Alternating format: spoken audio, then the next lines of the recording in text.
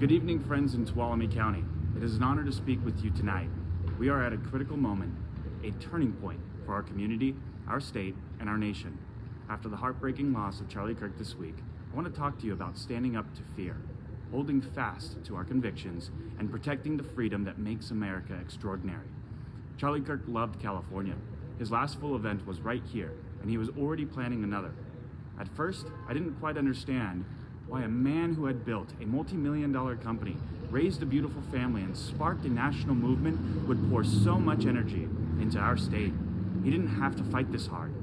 But the more I got to know Charlie and his team, the more I saw his heart. He believed the revival of California starts right here in places like Tuolumne County, and that saving our state matters to the entire country. He cared so deeply that he was willing to risk everything for it. And that's exactly what happened. Charlie was taken from us this week, assassinated at a college event in Utah, doing what he loved most, engaging in debate, challenging ideas, and speaking freely. His only weapon was a microphone. Think about that. A microphone. Not a fist, not a gun, just words.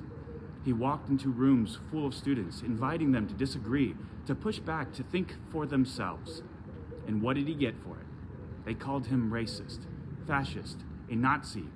Labels meant to shut him down. But let's be clear.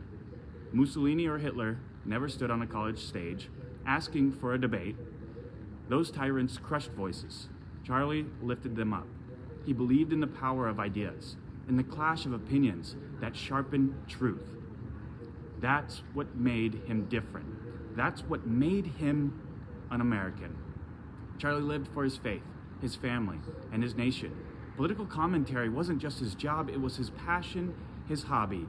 He thrived on the back and forth, on the chance to stand up for what he believed, whether the room cheered or jeered, and they killed him for it. His wife and his babies didn't deserve this loss. None of us did. But even in this tragedy, Charlie left us something powerful, a flame of courage, a call to be bold, to stand firm in what we know is right, no matter who's shouting what. This is our turning point, friends. We're living in a time when fear is used to silence us. We see it on college campuses where speakers like Charlie are even shouted down, or worse. We see it in our communities where folks hesitate to speak their minds for fear of being canceled or condemned. But here's the beauty of America. You can stand in a room full of people who disagree with you, speak the truth, and walk out stronger. What's not just a right, it's a treasure. It's what makes us free. It's what sets us apart from every tyranny in history, and we have to protect it. I think of a man like Ronald Reagan, who stood tall for freedom with a smile and a spine of steel. He didn't back down from tough fights, whether it was facing communism or defending the values that hold us together. He showed us that conviction and courage aren't about being loud, they're about being true. Charlie carried that same spirit.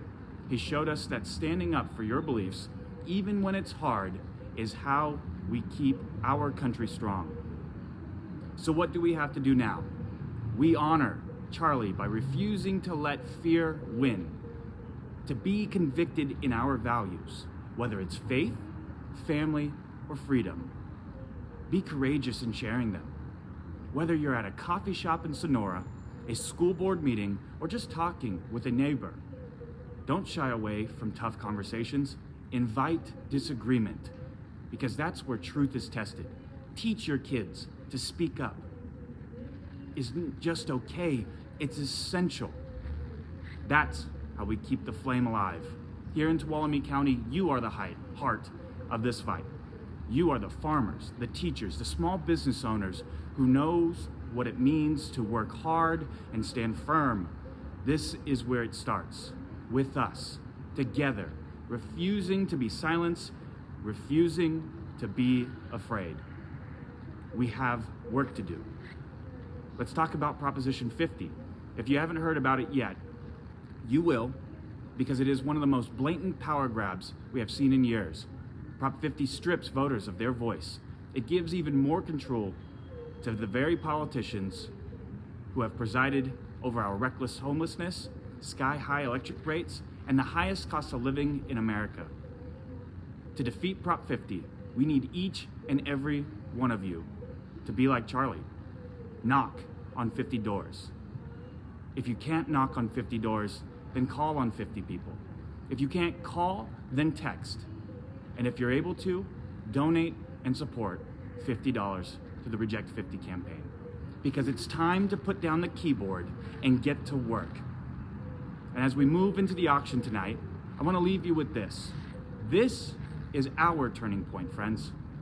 We can let fear divide us, or we can choose courage, conviction, and freedom to speak our truth.